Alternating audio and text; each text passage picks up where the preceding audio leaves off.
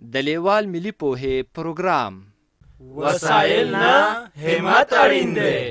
د ټکنالوژۍ په مرسته زده کړه په هر کور، هر ځای، هر وخت او هر عمر کې پرته له ښوونکي او ښوونځي. په سبق به پیل وکړو. د پښتو لیک کتاب مو راواخلئ.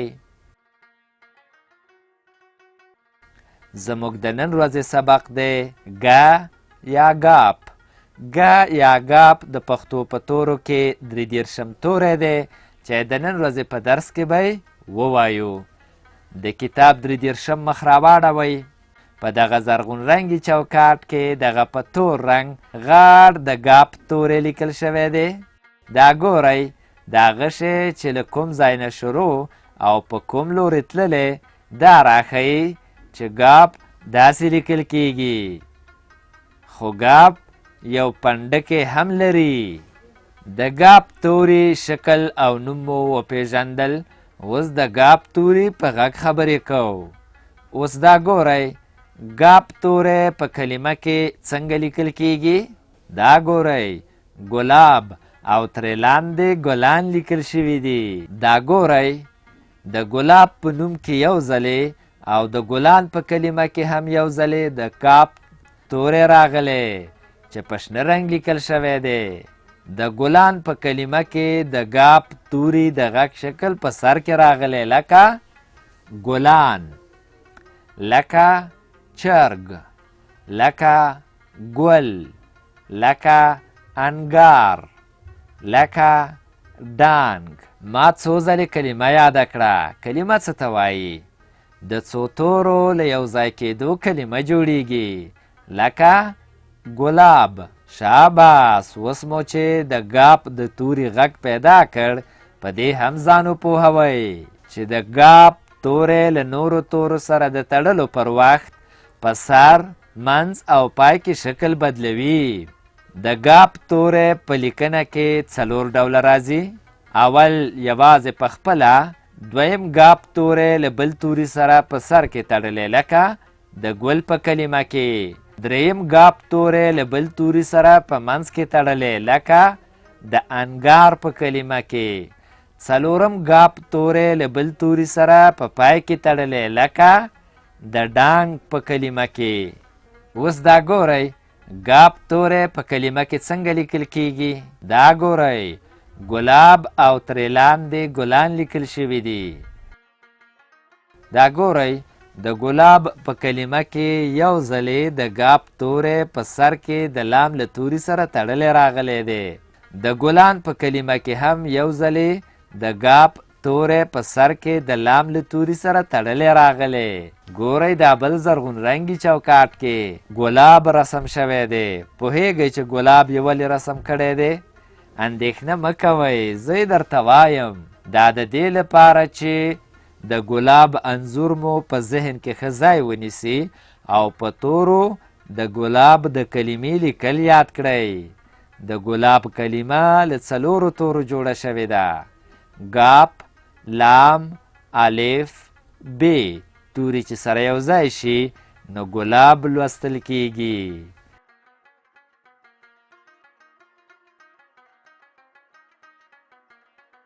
دا ګورئ، د ګلان کلمه هم له 4 تورو نه جوړه شوې ده. ګاپ، لام، الف، نون.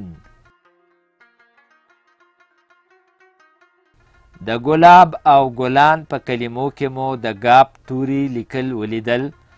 اوس به د ګاپ توري د سبق نورو برخو ته راشو.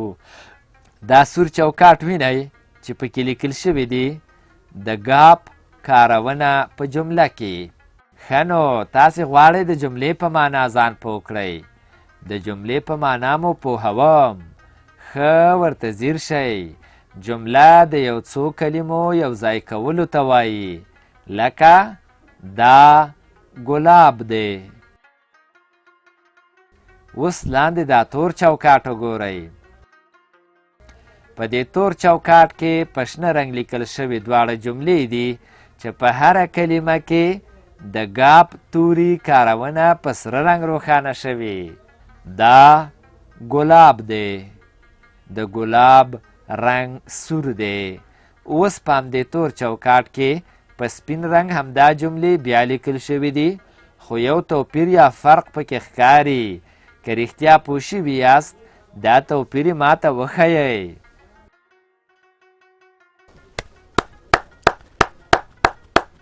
شاباس. په هر هغه ګاپ توري مو ګوته کېښوده چې زیړ دی. ګورئ دلته 3 ځلې د ګاپ توری راغلی دی. اوس نو قلم راواخلئ او د هر زیړ ګاپ توري پر سر ګاپ توری ولیکئ چې د ګاپ توري لیکل مو زده شي. دا کار ځکه کوو چې د دې تور چوکاټ د پاسه په کیڼه خوا کې په زیړ چوکاټ کې درته لیکلي دي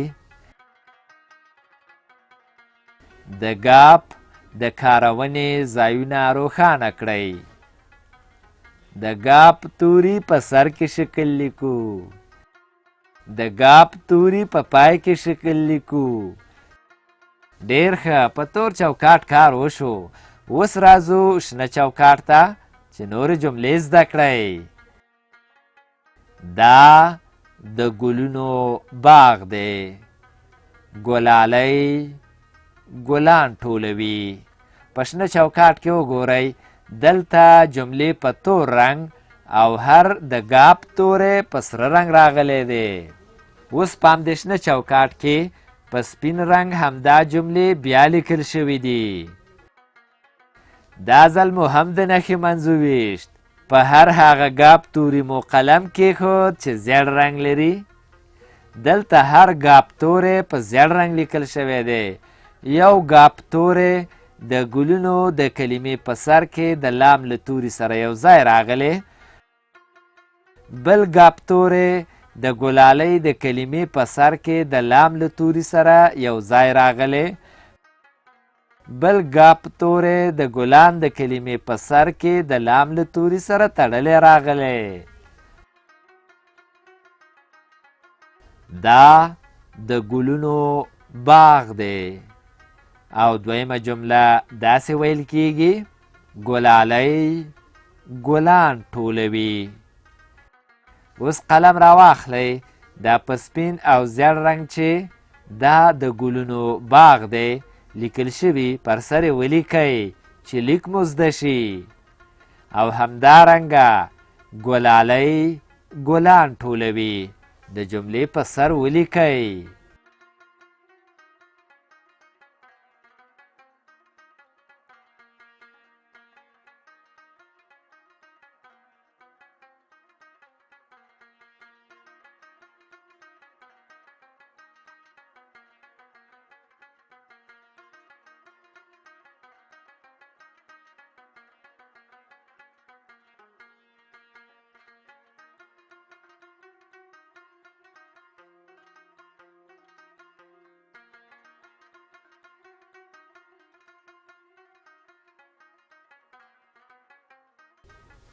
اوس به راشو سره چوکاټ ته. دا پورتنۍ ټولې جملې پکې راوړي دي. دا ګلاب دی. د ګلاب رنګ سور دی. دا د ګلونو باغ دی. ګلالۍ ګلان ټولوي. د همدې جملو ترڅنګ یې بیرته همدا جملې لیکلي دي، خو توپیر یې دا دی چې په هر شنه او تور چوکاټ کې هر ګاپ توری په مختلفو رنګونو راغلی دی، خو په دې سره چوکاټ کې ټول توري په سپین رنګ لیکل شوي دي. اوس نو قلم راواخلئ. د دې سپینو جملو پر سر ولیکئ چې لیکل مو زده شي. که زده مو نه وي نو دا سبق له ځانونو سره بیا بیا واورئ. دا ګلاب دی. د ګلاب رنګ سور دی. دا د ګلونو باغ دی. ګلالۍ گولالی گولان ټولی تر سره چوکاټ لاندې خړ چوکاټ ته راځو. د خړ چوکاټ په سر کې د لاس او قلم نښې او د تمرین کلمه ګورئ چې په سره رنګ لیکل شوې ده. ورخطا کېږئ ما. د تمرین په معنا مو هم پوهوم. د یوه کار بیا بیا کولو ته تمرین وایي. په تمرین سبق ښه یادیږي. که تاسې د یو شي نوم یو ځلې واورئ کیدای شي لږ وخت وروسته درنه هیر شي، خو که څو ځله یې واورئ بیا مو په یاد کې ښه پاتې کیږي. اوس چې د تمرین په معنا پوه شوئ راځئ چې تمرین وکړو. تر تمرین لاندې په ټکو ټکو باندې څو ځله د ګاپ توری لیکل شوی دی. د دې هر یو ګاپ توري د پاسه ګاپ توری ولیکئ. کله مو چې هر ګاپ توری ولیکه کیڼې خواته ځیر شئ، 4 جملې په ټکي ټکي خط لیکل شوي دي. د هرې یوې جملې د پاسه هم لیکل وکړئ چې دا ټولې جملې مو په یاد کې پاتې شي. دا ګلاب دی. د ګلاب رنګ سور دی.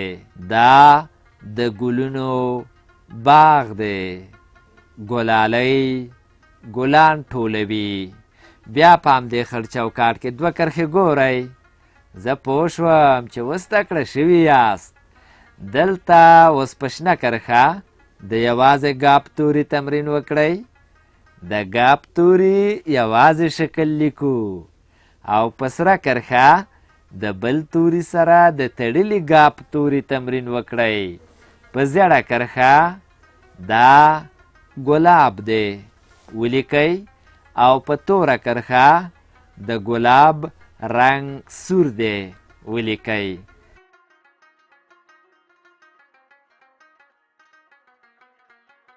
د ګاپ توري یوازې شکل لیکو.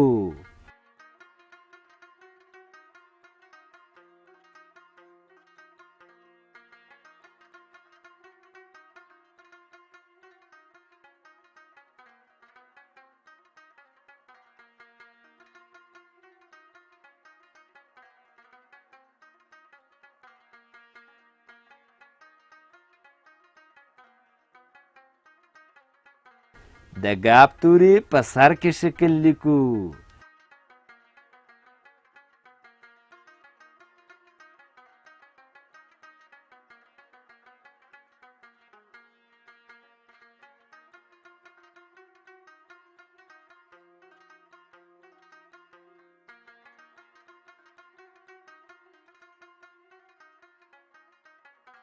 د ګاپ توري په منځ کې شکل لیکو.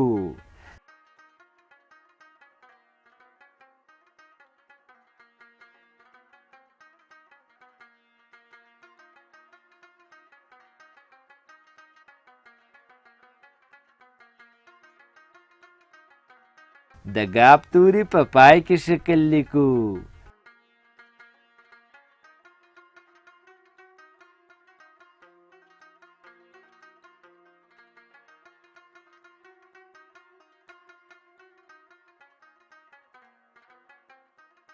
دا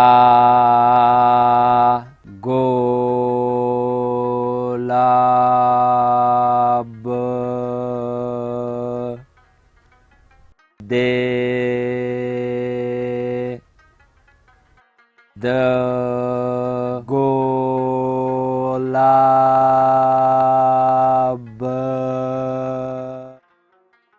رنګ سور دی. دا د ګلونو باغ دی. ګلالۍ ګلان ټولوي.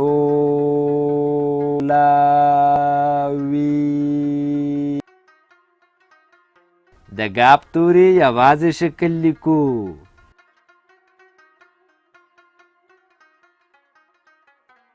د ګ توري یوازې شکل لیکو.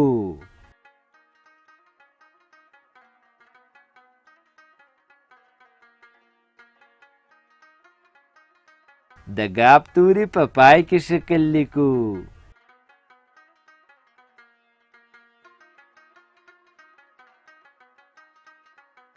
د ګ توري په پای کې شکل لیکو. دا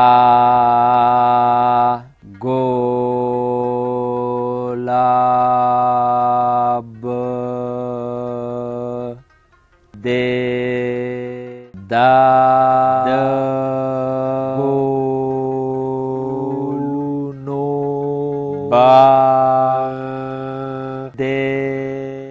په دې لوست کې مو زده کړل د لیک په وخت کې د ګ توري شکلونه لکه چرګ، ګل، انګار، ډاګ یوازې داسې لیکل کیږي. له نورو تورو سره ګډ په سر، منځ او پای کې داسې لیکل کیږي. کلمې مو زده کړې: ګلاب، ګلان، چرګ، ګل، انګار، ډانګ، رنګ، سور، باغ، ګلونو، ګلالی، ټولوي، کارونه، جمله، ځایونه، روښانه، تمرین او داسې نور.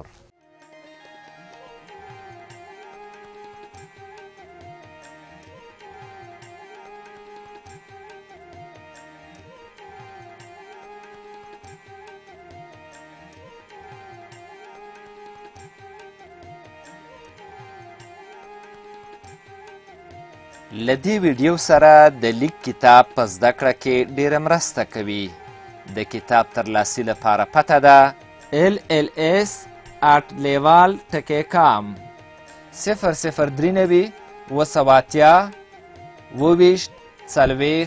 280 د نورو معلوماتو لپاره لیوال د لرې ښوونځي تګلاره وګورئ.